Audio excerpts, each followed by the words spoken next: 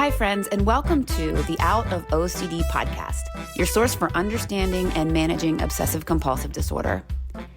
This podcast explores the realities of OCD, personal stories, treatment approaches, and tips for breaking free from those often debilitating intrusive thoughts and compulsive behaviors. I'm your host, Dr. Toy Hirschman, not a therapist, but someone who has also lived with severe OCD and co-occurring disorders. Please join me for real stories, pro tips, and a sometimes humorous look at busting through OCD. Let's get started kicking OCD out of our lives for good.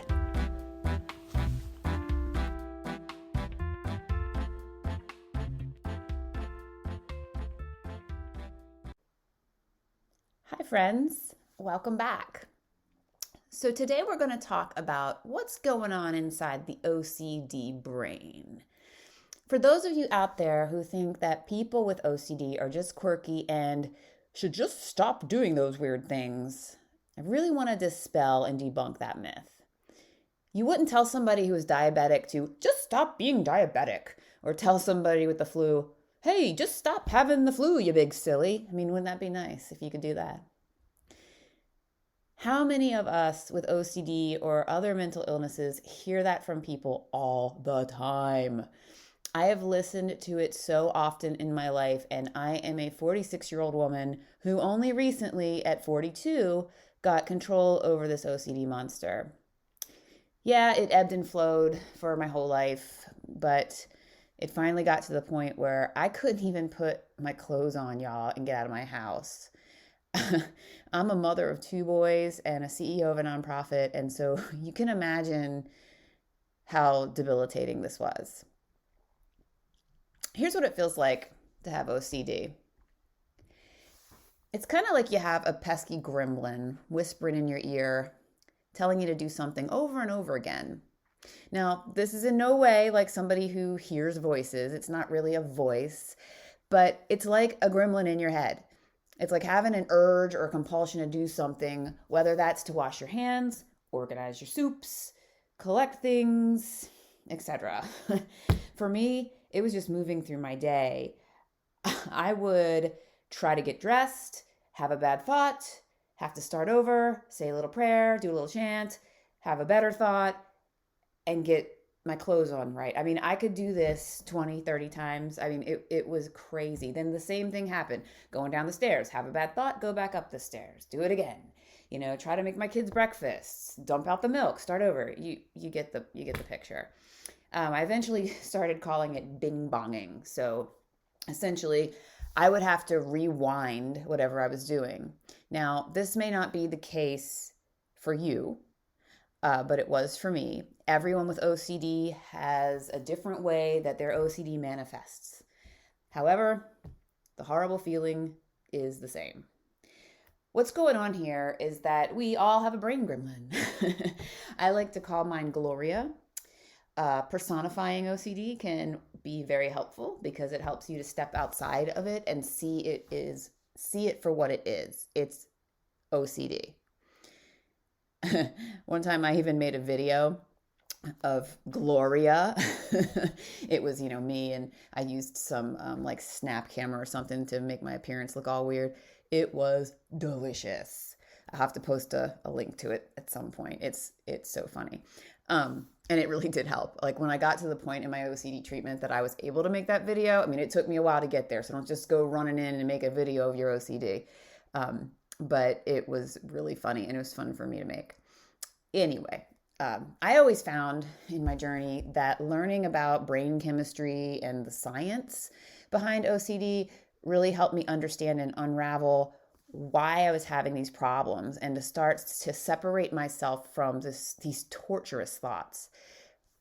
Imagine your brain is a busy control room, which it is, with different sections responsible for various functions. I'm not going to get into the weeds of what all of these parts of the brain mean, and you can look that up. I suggest go checking out Dr. Jeffrey Schwartz's Brain Lock book. It's a tried and true classic in OCD, and it really helps you piece the science apart if that's something that is helpful for you. It's helpful for me.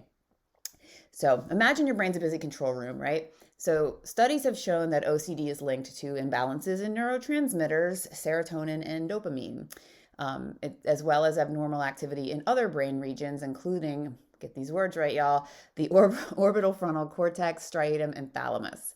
These areas these are the ones involved in decision making, habit forming, and filtering out irrelevant information. So clearly, we all have a problem with that one, right? Here's how this gremlin operates. So you get an intrusive thought. OCD starts by planting these random, unwanted, horribly torturous thoughts in your head. What if I left the stove on? What if I didn't lock the door properly? What if I accidentally said something offensive? These intrusive thoughts are just caused by this hyperactivity in the orbital frontal cortex part of your brain and striatum. And those are the areas responsible for regulating our thoughts and behaviors. Okay, so the next thing that happens is this anxiety alarm sounds, right? As soon as OCD plants an intrusive thought, it sounds the anxiety alarm. Your brain's anxiety center, the amygdala, gets all riled up. We all know this protective yet pesky amygdala thing. So your amygdala gets riled up, sends signals of distress all over your body. Your heart rate starts soaring, your palms might get sweaty, you feel this awful sense like, oh crap, I gotta fix this again. This is just due to an overactive flight or fight response triggered by your intrusive thought. Okay, we've all heard of this fight or flight response as part of our, primitive lizard brain. What's happening is that you have a chemical imbalance. And the thing that keeps you safe, the amygdala, that thing that says, don't touch the hot stove. Hey, don't jump off the cliff. Hey, run away from that bear or lay down. Or I think you're supposed to say bear, bear, bear, whatever. It's telling you what to do in an emergency, whether to flee or to fight or whatever you have to do. But in your case with OCD, it starts misfiring. So in people who have OCD, that same feeling of, holy crap, a bear is chasing me, is the same feeling you have when your OCD is triggered.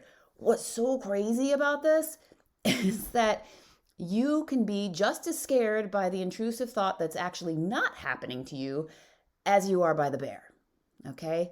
And that's the part people don't seem to get. Obviously there's something wrong here. I'm not a stupid person. Most people with OCD are quite intelligent because let's put it frankly, guys. I mean, we're able to function with 90% of our brains tied behind our back, right? In order to ease that anxiety that you feel from your amygdala, that fight or flight, that panic, that dread, you want to do a compulsion. But that compulsion, unfortunately, is only going to relieve your anxiety for a little while. For me, it was seconds. And then the next OCD attack happened, and then the next one, and the next one. You get what I'm saying. It became incapacitating for real. The thing that you need to understand, though, when you have OCD, and it's hard to understand it, folks, I'm not trying to sugarcoat it, but your brain is flexible. And because of that, you can change it. You can fix the imbalances. However, when you do a compulsion in answer to your OCD, you only make your OCD stronger. I'll say it again. Whenever you do a compulsion in an answer to your OCD, you only make your OCD stronger. Hard stop. What we resist persists, right? So if you're resisting your OCD thought by trying to compulse your way out of it, it's only going to get stronger and meaner and wiser. OCD will start doing some dastardly trickery, folks, just to up the ante. If it doesn't stop you with this way, it's going to stop you this other way. It is conniving. It's a conniving little gremlin is what it is. Once you do the compulsion, your OCD might take a break, but soon enough, it's back with another thought and the cycle continues. We know what that's like. All of this, though, is due to this thing called the thalamus that acts as a relay station, if you will, for information flow in your brain. And it starts to fail to filter out the irrelevant, intrusive nonsense. So you're inevitably, without doing it on purpose, you're teaching your brain that this compulsion thing is the right way to solve that problem. And it's not. So my sweet friend, The only way out of the OCD cycle is to call your gremlin what it is, an irrelevant nuisance that is giving you irrelevant information. Imagine if someone you didn't know, never saw before, just some punk kid, drove by you right now and screamed out the window, "Hey, you big silly jerk!" You might be offended for a hot second, but you're quickly going to dismiss that as, what a weirdo, that's stupid, dork. It's irrelevant. It means nothing to you. You move on with your day. That's what you have to do with your OCD thoughts. And I know it's hard. I know it is. But just remember, it is just a faulty circuit in your brain. It is not you. It's your OCD gremlin. Keep remembering that and keep working every day to get a little bit better. And you will.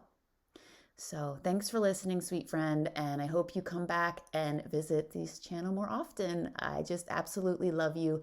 Hugs. Bye.